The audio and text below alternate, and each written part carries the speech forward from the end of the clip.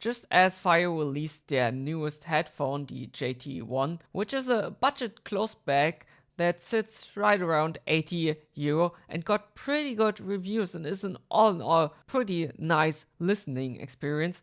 HarmonicDyne thought to themselves, well, we can do that too. And they released the Black Hole, which is, well, technically it's a semi-closed bag, but it's basically a closed back headphone. So I guess you can compare these to one another, and it sits right around €100, so it's basically in the same price range. And yeah, I thought why not make a comparison here and see if this one is as good as the JT1. So let's just get right into it with build quality. So for around €100, the build quality feels pretty good.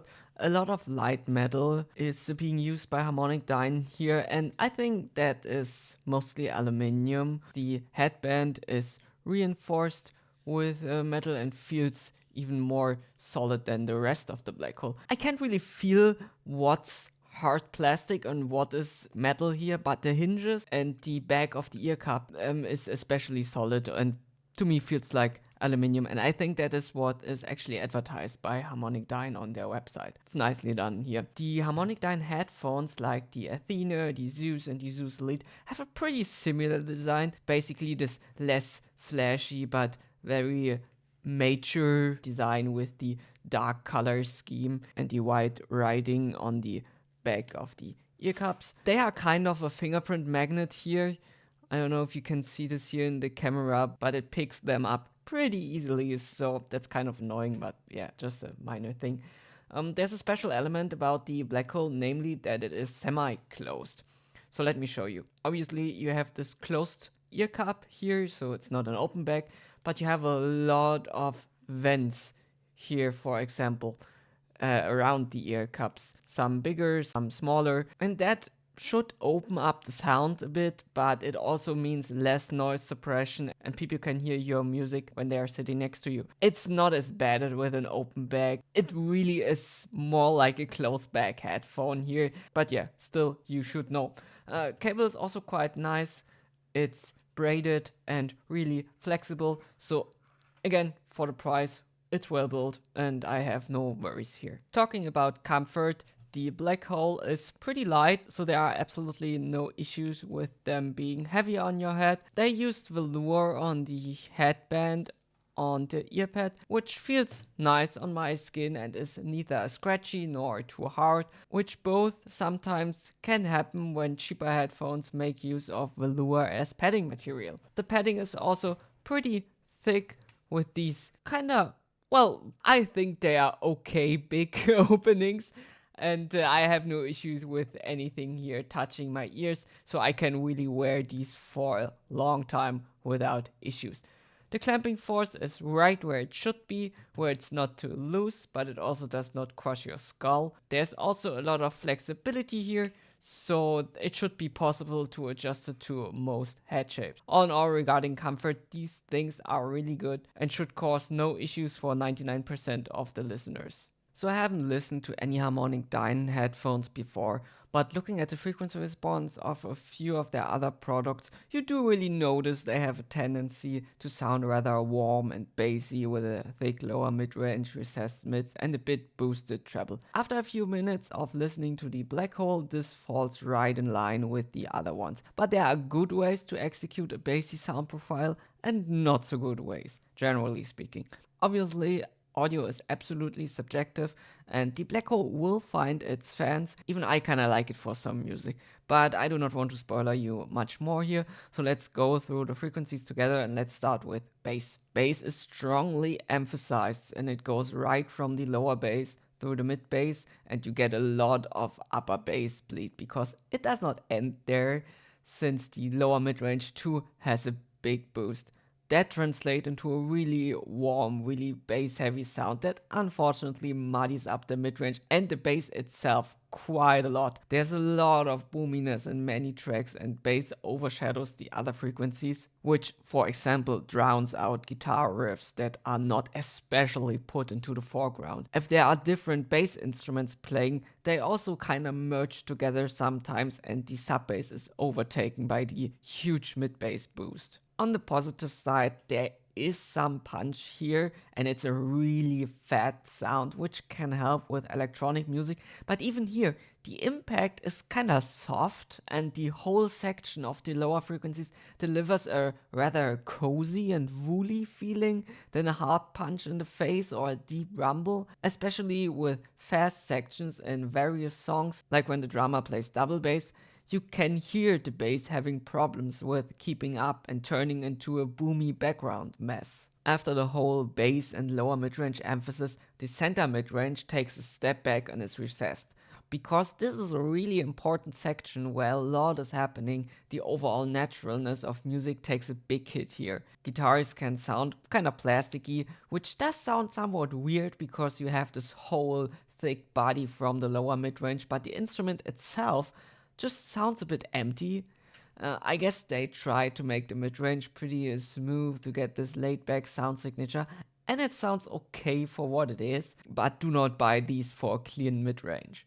Because you do need some clarity in your sound profile, HarmonicDyne then upped the upper midrange at around 2000 Hz, which helps with pushing some attack through the bass, making all the other instruments more visible. Sometimes, though, it just sounds not quite right, and even sounds like a kind of forced clarity, because the recession that happens before influences the sound so much and follows that rather chill sound, and with that peak there in the upper midrange, it sounds as if the aforementioned kinda empty and smooth instruments and vocals are now thrown at you to get through all the bass veil. It always sounds really strange if the midrange has these ups and downs, especially vocals have a tendency to sound thin and overly clear one time and a bit bloomy, like too bassy, and more distant another time, same as various instruments that happen to fall into this elevation. I have to admit, I'm kinda harsh here. Maybe this is a bass heavy headphone around 100 euro,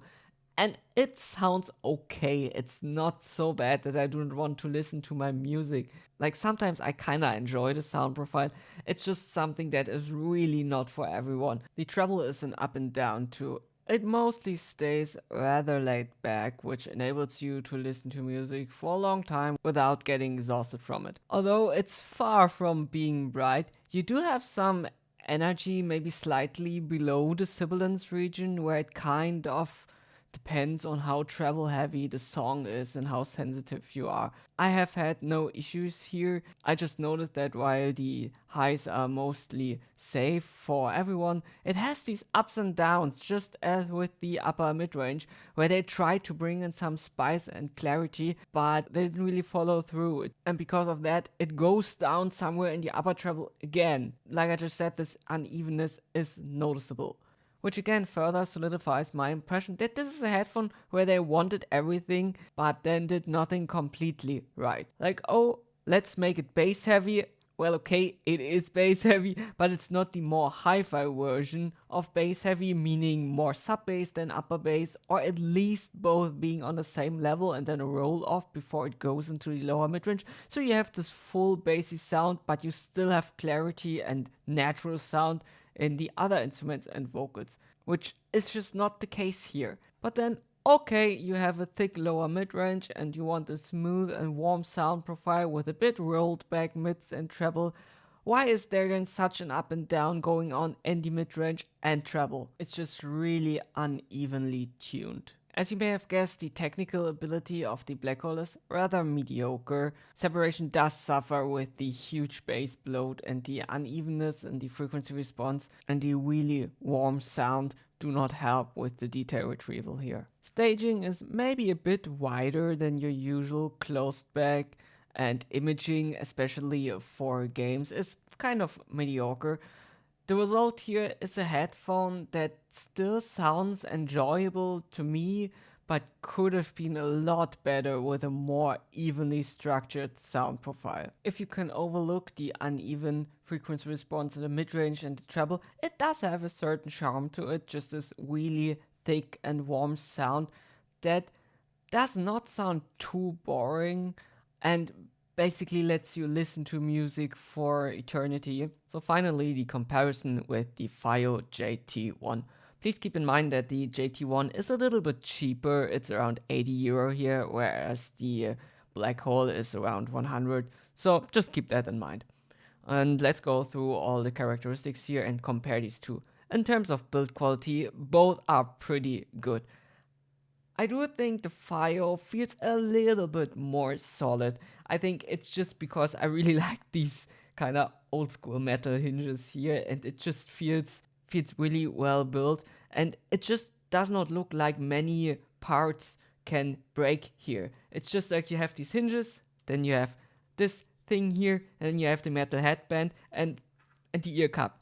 Whereas with the Black Hole, it feels really solid too, but it just feels like more stuff can take damage here. I don't know. Maybe that's just me. It just feels like a more complex build in comparison to the FiiO, which seems more simple. But yeah, both are really, really good. Regarding comfort, it kind of depends if you like fake leather or velour. Personally, I think the FiiO is a bit more comfortable because I really like the suspension strap mechanism here, and the fake leather is just really soft. But if sweating is an issue, then the velour material is better for you. It does not get as warm under there and your skin can breathe better. And the velour that HarmonicDyne used is certainly a good one. You can wear both of these for like the whole day and it won't get uncomfortable. Really, it's just a matter of preference here. Now, most importantly is sound. Both are bass heavy headphones, but in contrast to the Black Hole, the FiiO has a dip right after the mid-bass section, which cleans up the whole bass and mid-range, separating it really well for a close back in this price range. It sounds less laid back and less warm than the Black Hole, with a bigger focus on clarity. At the same time, the bass on the FiiO hits harder and is faster, and you're still able to hear all the other instruments, and things do not get mashed together as fast. Instruments and voices are less veiled than on the Black Hole, and it just sounds more intense. The Black Hole is definitely the less fatiguing headphone to listen to, it's just less bright. So all in all, you could say the FiiO really has a more hi-fi sound, so to say, and beats the Black Hole in most sections, be it bass impact, mid-range, treble clarity, or imaging. But if you're treble sensitive and you want a laid back headphone, this is just really comfortable, just to relax when you're listening to your music. I can definitely see the JT1 to be too intense, and then the Black Hole may be worth a try. And just to give you a funny note about what I especially like to listen to with the Black Hole, it works really well with all this lo-fi electric stuff or these "it is 2010 and you're in a bathroom at a friend's party" compilations where they play really nostalgic music and it sounds like it's coming from next door. It works really well with that and just catches that atmosphere somehow. Yeah, of course that's not really like an audiophile thing there, but I just wanted to throw that out there. So in conclusion, I can only say what I already said in my FiiO JT1 review.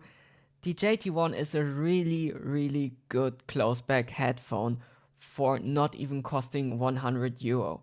It could be a bit too intense if you're sensitive when it comes to treble, but all in all, it's a really well executed bass-heavy tuning where you basically can listen to all genres and nothing gets muddied up as much. And it's just really enjoyable. Bass stays clean from sub bass to mid bass punch. You still get vocal clarity. Instruments sound maybe a bit harsh sometimes, but still more natural than on the Black Hole, which kind of has this typical bass heavy consumer headphone tuning where you just throw in a lot of bass. It doesn't matter if it influences the other frequencies, just hype everything up until 400 hertz. Yeah, people will like it because, hey, it's bass. And then, well, you need to hear the other stuff. Just give them a peak in the upper mid-range and then somewhere in the treble and it's fine. The tuning on FiiO just seems more thought through, and unfortunately the Black Hole cannot really keep up with that.